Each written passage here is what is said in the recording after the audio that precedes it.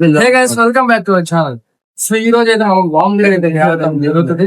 So ఎందుకంటే ఈ రోజు మార్చల ఫెస్ట్ ఉంది అనమాట. సో అందుకని మనం అయితే లాంగ్ వీడియో చేయడం అయితే జరుగుతుంది. ఇంకోటి ఏంటంటే సో మార్చల తిరణాలకి కొంతమంది రావచ్చు, కొంతమంది వేరే స్టేట్ లో ఉండొచ్చు. సో అట్లాంటి వాళ్ళ కోసం పర్టికులర్ గా అయితే నేనైతే వీడియో చేయడం జరుగుతుంది. వాళ్ళు కూడా చూడాలి కాబట్టి. సో ఈ రోజు వీడియోలో అయితే మనం కొంచెం సపోర్ట్ చేసి కొంచెం ఎంటర్టైన్మెంట్ చేయాలి. ఇప్పుడు మనం లాంగ్ వీడియో స్టార్ట్ చేస్తున్నాం. So let's go. పౌర్షాల గడ్డ, పురిటిగడ్డ, పల్నాడు 900 ఏళ్ల ధనచరిత్ర కథ.